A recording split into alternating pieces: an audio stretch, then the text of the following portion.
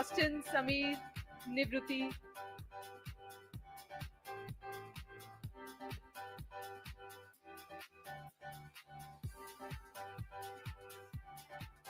Can I please request everyone to remain seated?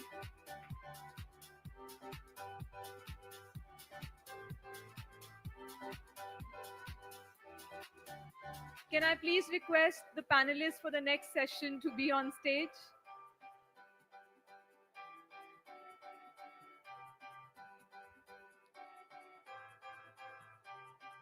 Austin, if you could please join us. Austin, sorry, please. Thank you. And request everyone to please be seated.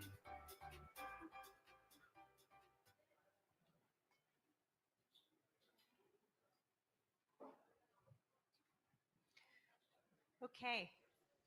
Well, we'll go ahead and get started. This is perhaps a very apt topic to kick us off in the first panel, given everything going on in the world. Can politics meet opportunity when it comes to technology partnerships? And we have a fantastic panel of experts here to talk with us on this topic today. I think certainly if you had looked back 7-10 years ago, many technologists, certainly leading technologists in the United States, would have told you that what they were doing was beyond, maybe above geopolitics. That wasn't what technological innovation was about in the United States. That story has certainly changed. We have seen that consistently, I think, across 2 administrations now in the United States. So whether that started with the conversation about Huawei in the first Trump administration, up through new developments in the Biden administration, the CHIPS Act, conversation about AI diffusion, technology has become far more central to the way that governments are thinking about exercising their national power at a moment of contestation.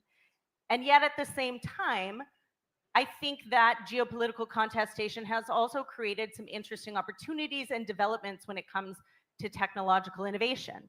Certainly in the European theater, there is no doubt that the tragedy of the war that is going on in Ukraine right now has nonetheless created tremendous advancements and new ways of thinking about defense technology that will have an impact across the European theater, but more broadly and globally as well.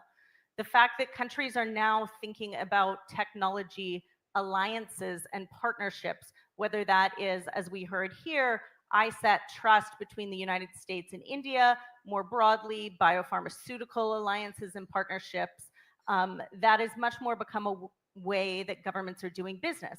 But what does that mean? At a moment, of course, when we see global tariffs going up and ongoing trade war between the United States and China, are we at a moment in which technological innovation comes back on shore to national governments? And does that undo what I think has been a trend toward both friendshoring, but also when it comes to technology, multilateralism in the last few years? So we're going to turn to our experts here to ask some of these questions. And Ashley, I'm going to start with you because obviously what is going on with the United States is the question that is on everyone's mind. And certainly I think what that means for US technology partnerships. The US-India tech partnership was central, I think, to the relationship over the last 4 years. What should we expect in terms of how this administration thinks about technology partnerships?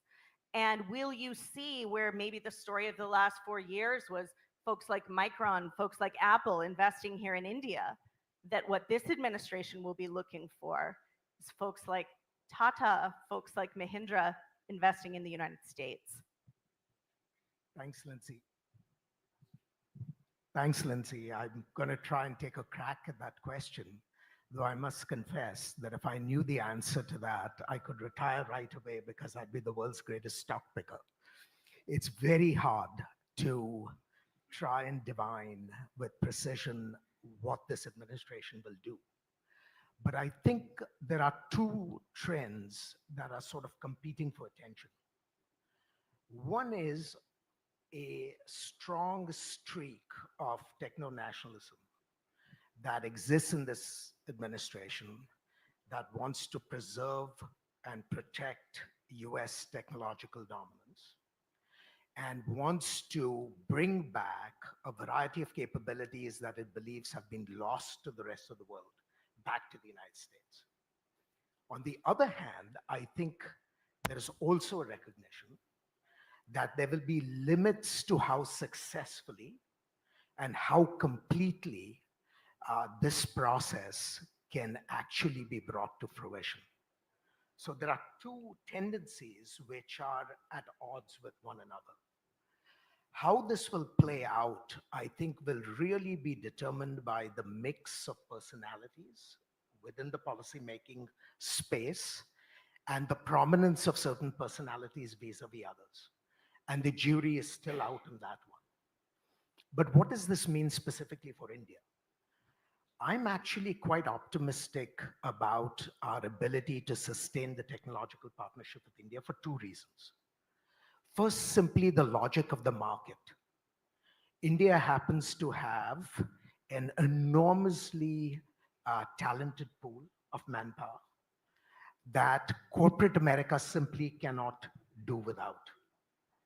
And many of the things that we've seen happen in the last 10 years, the rise of global capability centers, the collaborations that have occurred between US business and Indian business, have really not been triggered so much by state action. They've been responses to the incentives provided by the marketplace. I don't see India's manpower advantages disappearing. I don't see the United States able to sharply increase the size of its manpower pool within the next 5 to 10 years, which takes us naturally to a partnership with India that will be sustaining. Second, the United States increasingly is thinking of geopolitical competition, and China is, of course, front and center in this competition. And even though our policies towards India and the rest of the world may be quite ragged in terms of how we respond to the China competition, India figures very prominently as a partner of the United States in that vision. And so I think at least on the US-India relationship, it is actually possible to be more optimistic than maybe the understanding the broader trends in US technology policy itself. Great, thanks very much. Thorsten, I'm going to turn to you, where perhaps the current feeling in Europe is a little different than it seems here in Delhi. And just want to ask you your perspective, both as the transatlantic alliance is perhaps in a bit of a rougher moment. Do you see more potential for collaboration on the technology front between Europe and India? And how do you think our European friends will approach technology partnerships with this administration? Fantastic. Thank you very much. I'm really honored to be here. Thank you, Lindsay, and thank you, Rudra and Shruti. This is a fantastic forum, and I'm glad to be part of it. And I think we can learn from the spirit in a sense, because Dr. Jaishankar talked about our predicament as Europeans, and I think we need to turn our predicament into sambhavna, because we have no other choice, and get into action and rethinking things and rethinking collaboration and diversifying what we started to talk about. And of course, India is one obvious focus on this. And I think the thinking on this has started. Look at the coalition treaty in my country that has just been concluded, that talks about deepening the strategic partnership with India. And who would have thought a while ago that it talks about specifically deepening defense cooperation and clean energy and overall energy partnerships. So I think that's important. Last year, we had a focus on India strategy paper.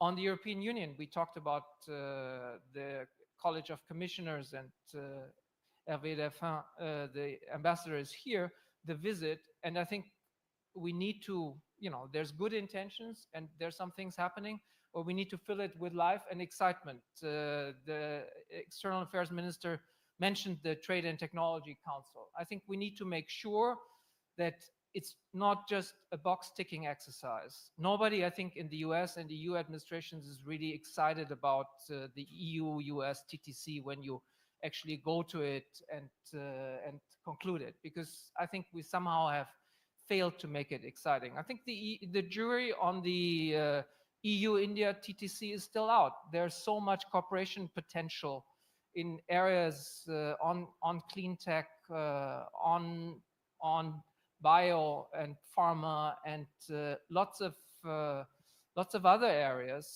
Defense, we already talked about, and I think the proof will be to, first of all, do real mutual learning on how we deal with our dependencies on China and China's technology lead, and de-risking our supply chains, because I do think that's a predicament India and the European Union does share, and then do concrete initiatives. ISET, or which is called Trust now, did this defense tech accelerator. Why don't we, we need to do similar things on the EU-India front, and I think then it can be, and I think then maybe the the external affairs minister will be even more excited about the prospect of the TTC. And I think you talked about the spirit. I think we will only be successful. Over breakfast, we talked about the Indian 1991 moment spirit. I think we need that in Europe for sure right now, because our business model, at least as Germany, I can say, in this competition of systems with Xi's authoritarian state capitalism and Trump's MAGA tech oligarchy capitalism, our traditional business model is broke. It doesn't work anymore. We need to totally rethink and reform also domestically. I do think that spirit we need in Europe. J.D. Vance wasn't even half wrong in his Paris speech on our attitude toward artificial intelligence, for example, in terms of slightly pivoting in that field. And I think you can even have that 1991 spirit reincarnated here in India, because things do take work, as the foreign affairs minister said, on rethinking nuclear regulation to actually enable a nuclear renaissance here in this country. And that's, I think, only one area, because we need to change both in order to conclude this trade agreement that we both want to conclude, but that we won't conclude if we don't do domestic reforms that actually sometimes also hurt. Thanks so much, Thorsten. Nifruti, I want to come to you next. Get some perspective from the private sector. One of the things that came out in Prime Minister Modi's recent visit to the United States was an agreement for the United States and India to work together on an artificial intelligence roadmap. I think something that both sides are quite excited about, but nonetheless, a lot of issues that will have to be worked through to make that real. So can you give me a little bit of perspective? What are some of, I think, the big questions or perhaps answers that the private sector will be looking for out of that roadmap to make AI collaboration between the US and India easier? And then as you look forward to trust, or this next generation of technology partnership between the US and India, there's certainly been momentum, but what are some of the key reforms, regulatory issues that need to be addressed here in Delhi, but also in the United States to make some of that vision more real? Thank you very much. And, like all the guests here, I'm very honored to be here. Thanks, Rudra and Carnegie. Firstly, what is interesting is I work in a public-private organization. And having spent my 30 years of life in private sector, I now am part of the government, and I understand the challenges and opportunities in a very different way. So I can say that outside, I have many of my friends smiling at me.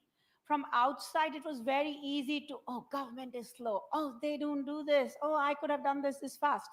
When you come inside the government and you look at the cost of the alpha beta errors, it's huge. It's your country, it's humanity that's at stake, not my company. So I have a very different appreciation and understanding. And I can tell you, a DeepSeek moment can happen in any industry. What is a DeepSeek moment? We have recently started using words which identify with companies, you Google. So I'm saying there's going to be deep seeking many industries. And for that, I feel the only way things can happen is collaboration. And oftentimes our Prime Minister says, Abhi samay hai, sahi samay hai. Time is now and time is right. And I like to explain it in a different way. Time is right now because convergence of technology is happening. We are working on 1 nanometer compute, which is 1 by 10,000 of a hair. So compute has become cheap. Power is very important, and power, we are looking at renewable and generating more power, etc. So I really feel on top, the third vector that gets added is the geopolitics, and tariff is part of it.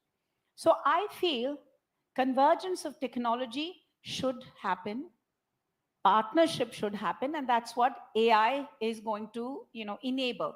20% of the world data is in India. Our Prime Minister says there's no way India can be out of the picture when AI is being discussed. So I can start with a little bit of context and then I'll tell you what answer. So, there was a time, long time back in India when I was growing up, there were three important things, which was roti, kapda, makan, which is food, house, and clothes to wear. And now we believe the three critical requirements for any country, company is technology, power, and infrastructure. Technology like AI is going to make a difference, and they have many components, subcomponents, raw materials that will be required. So we will have to partner on all of those. The second thing is power. India is very hot on building half of its power from renewable. Today, we are looking at 40%.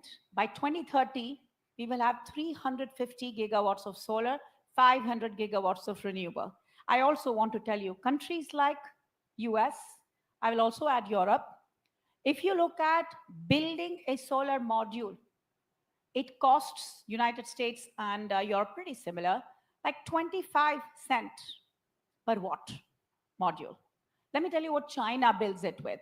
China builds it with 15 cents per watt. And also, let me tell you, they sell at 9 cents per watt, and that is what's called dumping.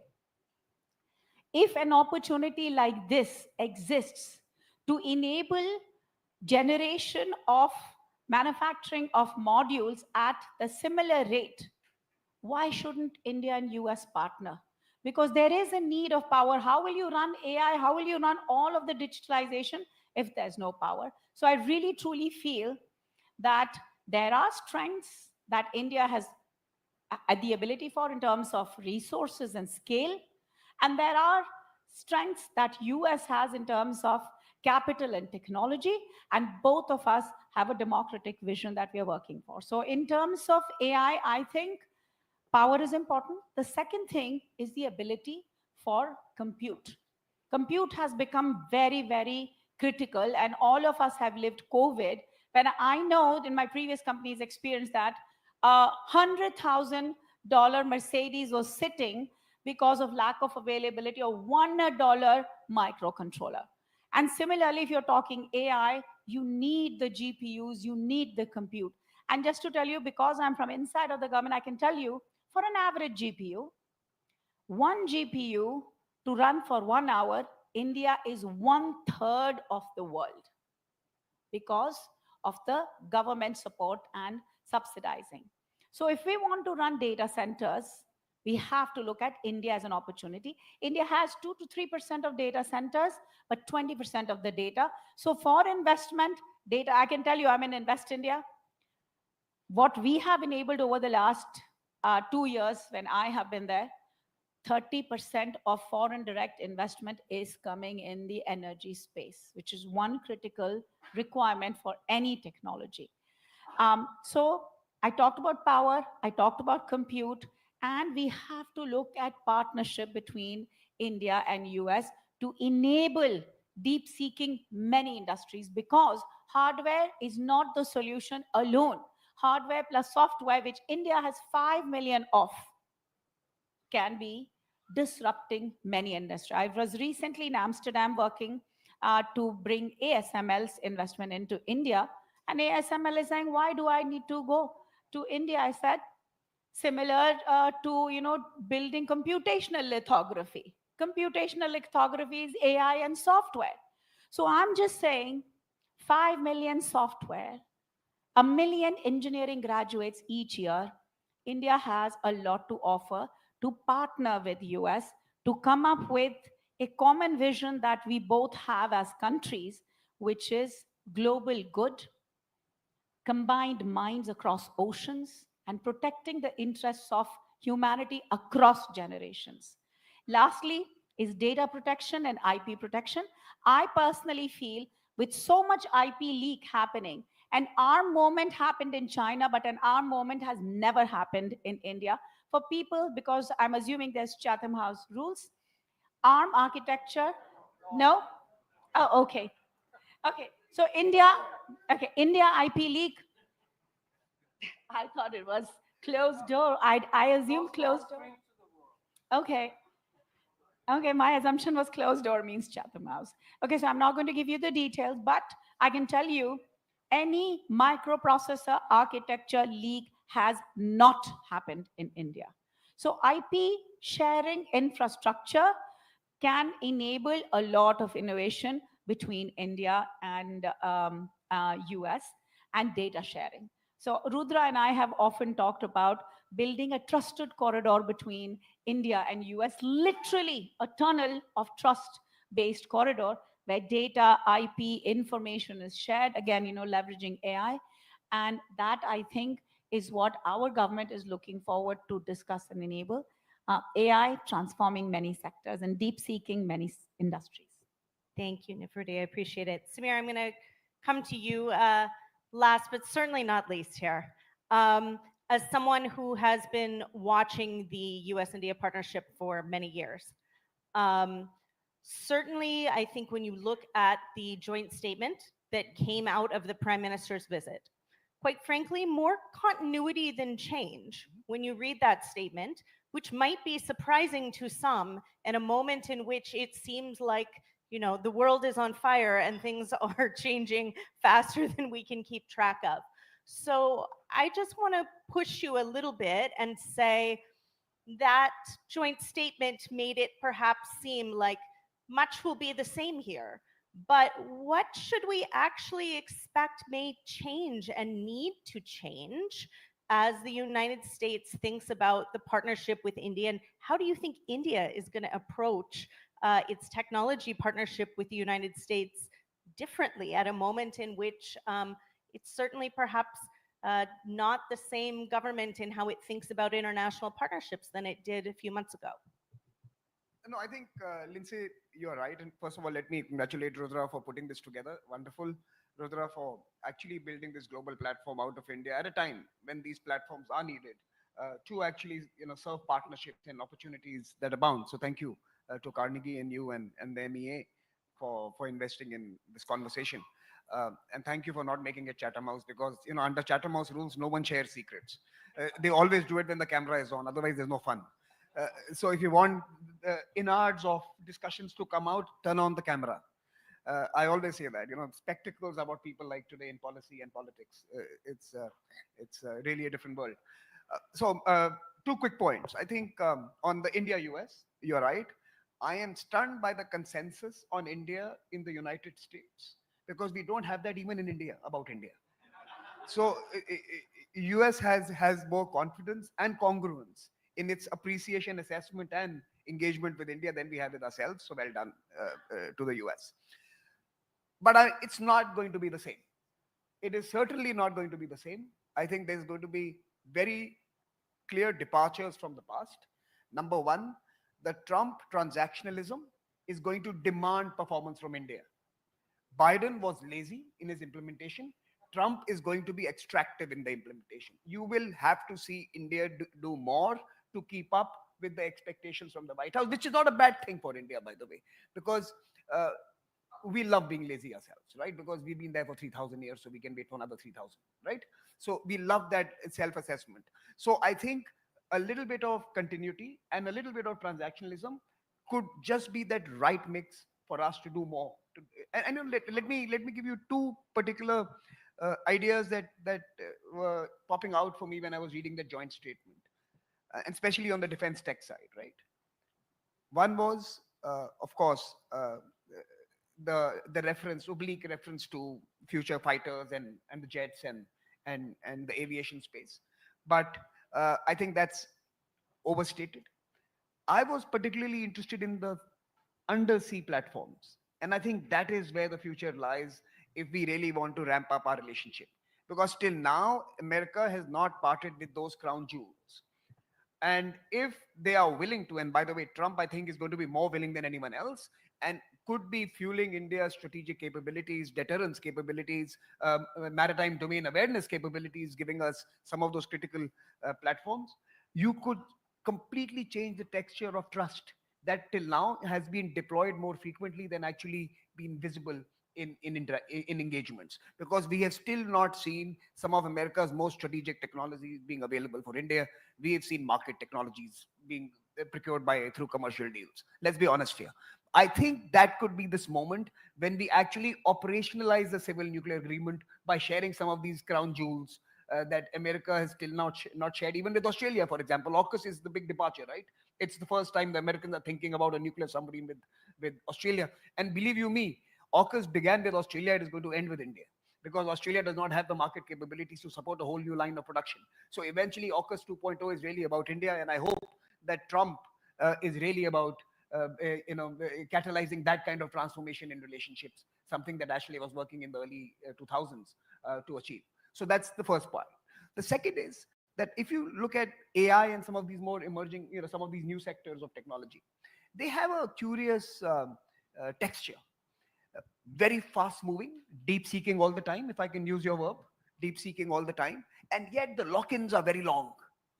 So there is a fast evolving space which tempts you to buy into the latest offering that's available on the racks. And yet, once you decide to go in a particular direction, the lock ins are intergenerational. You will decide today where you want to be on the technology spectrum. Is it going to be more towards the authoritarian closed spaces? Is it more towards the open market based economy spaces? So you are locking yourself up to the onto the future now, even though the change is happening at such rapid pace that you're never going to be able to get the right choice or the right decision on making that choice. So it's a very interesting space, very difficult to choose, and the lock-ins are huge, and therefore Europeans don't decide, right? So in many ways, the Europeans, and you mentioned Huawei in your opening context-setting remarks. Let me just tell you, we've been talking about Huawei forever. They are in 170 countries, including all of Europe, and they serve 3 billion people. So we can keep talking about politics and geopolitics and opportunities and markets, but market has taken a call that Huawei works. And you've not been able to put together any coalition that has been able to dissuade even your transatlantic cousins that Huawei might be injurious for health, right? So I think the point that I'm trying to make here is that because of the very attractive nature of innovation and the fast-paced change that is always upon us all the time, we are locking ourselves into unusually complicated situations. Uh, Policymakers don't buy equipment, corporations do. And the lock in happens at that level. Conversations happen at a different level. And unless we can bring truly, and that's very difficult for democracies like US and India, unless we can use a whole of nation approach where we actually have more intimate conversations with our private sector, where we are able to share our concerns with them more freely, you are not going to see a market-based approach. And therefore, India is not going to be it's not going to be able to exert market muscle, because Indian market will be splintered between using hardware and compute capacities that China is going to make available very soon to the whole world, and it's going to compete with the best coming from the United States, where DeepSeek has given hope to all others that the assumptions of West Coast were flawed. You don't need too much money, you don't need too much branding, and you don't need too much noise to create something significant and substantial. So I think we have to really rethink our relationship in that context. America should be hoping that the next 5 DeepSeeks happen in India and not in China. And they should be trying to find ways of enabling those new deep-seeking moments coming in trusted geographies. I like that corridor. I like that trusted corridor. We call it the green energy corridor in climate, in the climate conversations as well. Can we have a green energy corridor? We should have a technology corridor that extends to from the US to India to Indonesia via the UAE. And if we can build that corridor, that ramps up. That's my final point is on the EU. I think since Thorsten is here, I have to take a dig at EU. But look, I'll take a dig at but look, EU is a very strategic actor, and I think you reduce their agency at your own peril. There is no geography in the world that took energy from Russia, took the Chinese markets and security for America and prospered. No other country in the world was able to be fueled by three warring factions at any given length of time. The Europeans are wicked. And if you think that they are benign and they are lazy and they are not in the game, you do it at your own peril. They have outlasted all of us. They colonized us, they liberated themselves, and they still regulate us. It's a fact. So do not try to brush away the importance of the EU. They are wicked folks. I know it from personal experience. Now, here is a thought. There are two, if you do game theory, there are two possibilities. EU can go to Beijing, which they are planning to, and decide to leverage it as a negotiating tool with the Americans. Very good. It helps the India-US relationship. Or the EU could decide that, cousins can be rotten, but they are still family, and we need to stick with the transatlantic relationship, and it still works for India. But we need to keep EU close to us.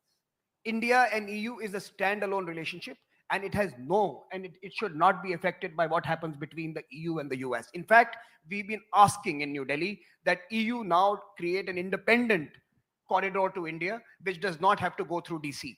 And I think that is something that we hope also emerges from this friction between the cousins, in this particular Trump moment the world is experiencing. Thanks, Samir. Okay, so a couple quick questions here, and you have all certainly given us lots of fodder to work with. So Thorsten, I'm going to come to you next. Since this conversation about EU and India, it was brought up by Samir, and my question is this.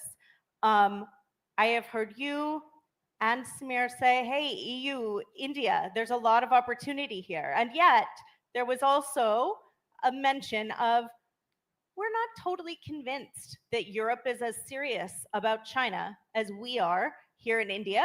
Maybe something that the United States has also at times had questions about.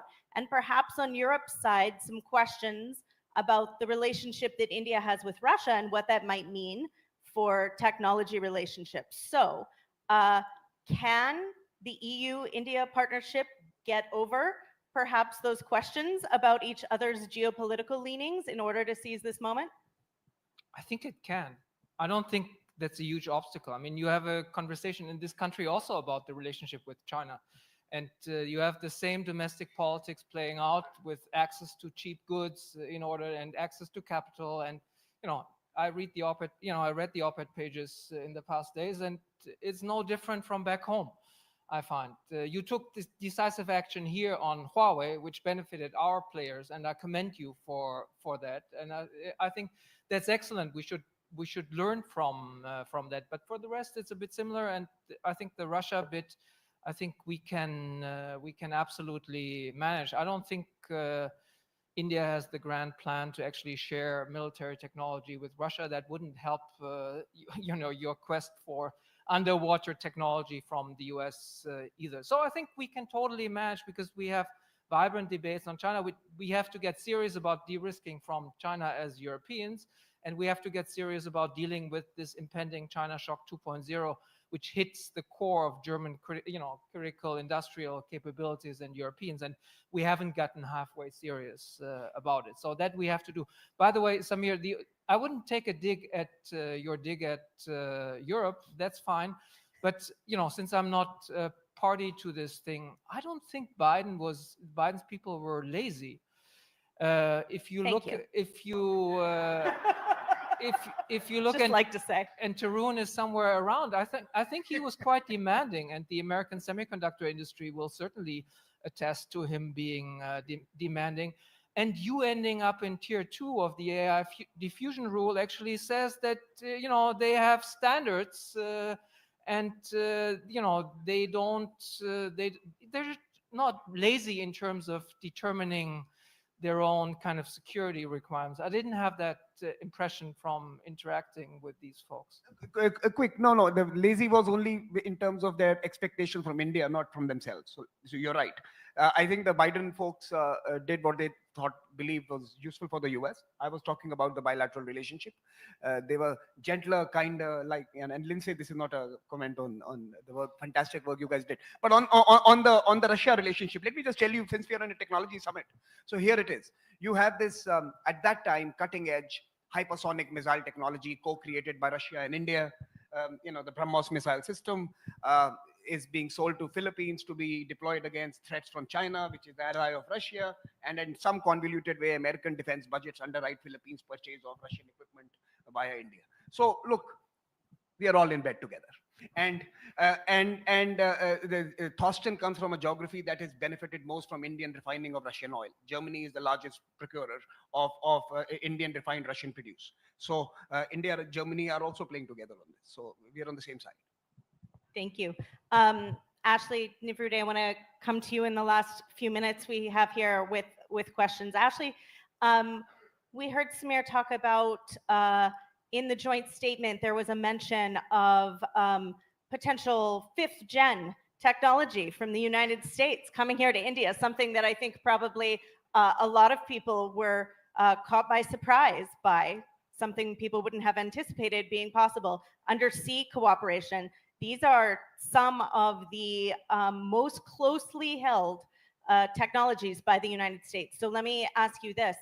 Do you think we have come to a moment in the US-India relationship where that kind of cooperation on the highest end defense technology is possible? And if it is, and the Trump administration made the decision to release that technology, what are they going to expect in return? Nivrude, question for you is this. As we talk about things that are necessary to continue to move technology partnerships further along, one that is clear has to do with the human capital. The United States has benefited tremendously from Indian human capital and ingenuity.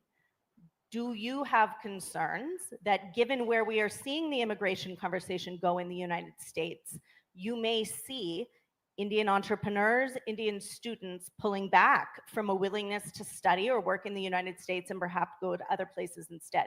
So Ashley, let me come to you first. So thanks, Lindsay. Let me say 2 things. I think the bias in the Trump administration is to sell, sell, and sell. And given that bias, it is very likely that there will be much greater technology acquisition opportunities for India and for the rest of the world. Now, what it does to a certain conception of global order is an entirely different question. Because for 70 years now, we tried to help our friends while at the same time maintaining a proliferation regime that was linked to a certain conception of order.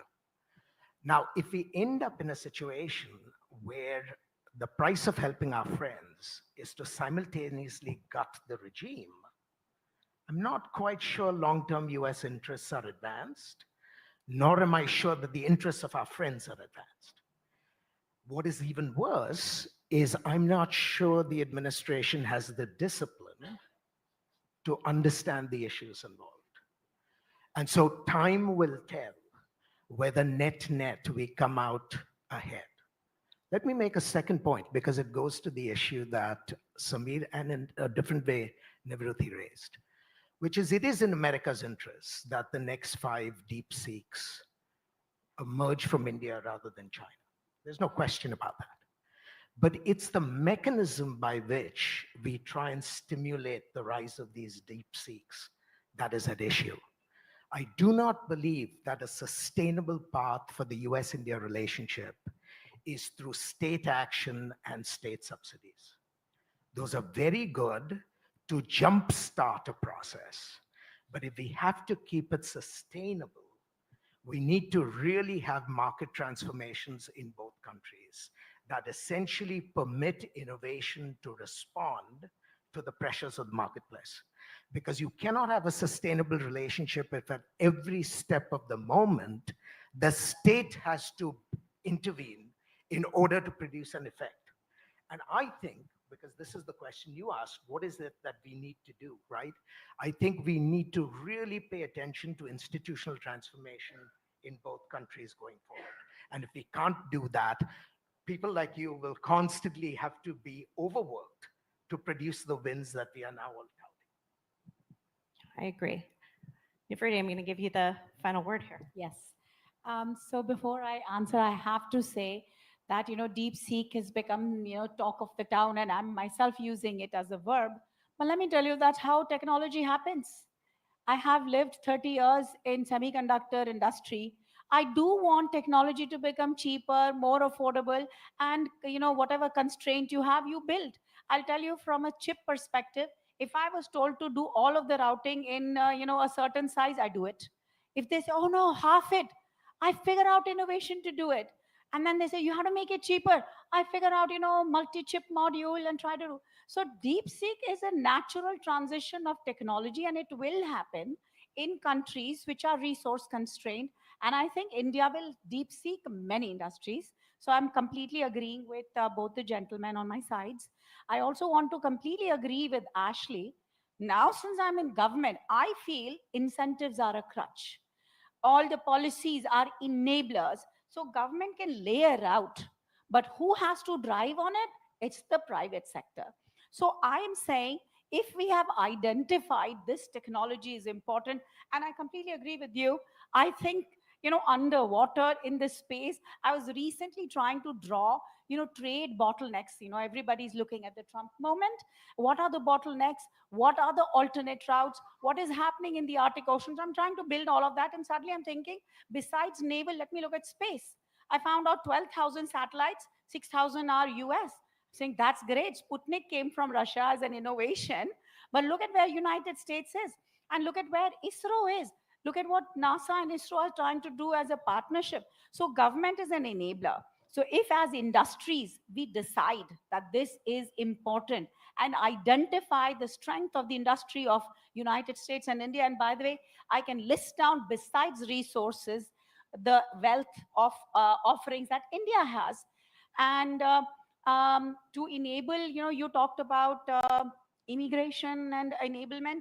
I personally think Trump is a very smart, business savvy president, and he knows that between India and United States, and let me tell you a number which will actually shock you, 70% of semiconductor design happens between India and US. So yes, 90% of technology comes from Taiwan and South Korea, but designers are here. Another statistic I'll tell you, 20% AI resources are here, 35% in United States. So if we combine, then that trust corridor will not just enable technology and IP to work, it will enable people to work. So I view as opportunity to be created through business, enablement to happen through government, and motivation through our people. And I don't believe India is lazy. Walk down the streets of New Delhi. I love the QR codes and the chaiwalas who sell tea with the digital infrastructure that has been built. It's magical to see the aspiration. So Dream India is, I believe, something to watch out for and something to partner with. India has always been non-partisan from World War I to World War II. We'll still be non-partisan, and we'll continue to look at growing ourselves, and through ourselves growing the world. So that's what I want to end with. Thank you. Thank you, Nifriti. On that positive note, we will end this panel. I just ask you all to give thanks to our panelists.